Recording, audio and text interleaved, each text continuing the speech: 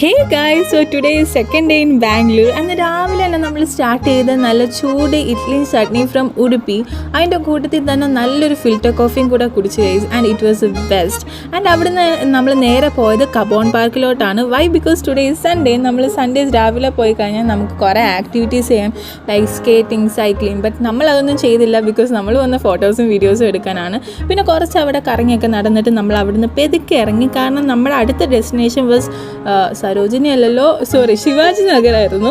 അവിടെ like first ചെന്നപ്പോൾ എനിക്ക് കുറച്ച് ഡിസപ്പോയിൻമെൻ്റ് ആയിരുന്നു. ലൈക്ക് കുറച്ച് ലോക്കൽ സ്റ്റഫാണ് കൂടുതലും ഞാൻ കണ്ടത്. പിന്നെ അങ്ങോട്ട് നടന്നപ്പോഴത്തേനും എനിക്ക് നല്ല ആക്സസറീസ് ഒക്കെ കിട്ടി.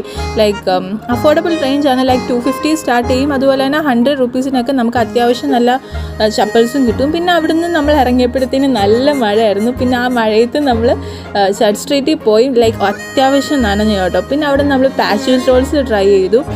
ഫ്രണ്ട്സ് എന്നെ റെക്കമെൻഡ് ചെയ്തു കേട്ടോ. അവർ നേരത്തെ ബാംഗ്ലൂർ വന്നപ്പോൾ ഇത് ട്രൈ ആക്കിയിട്ടുണ്ടായിരുന്നു.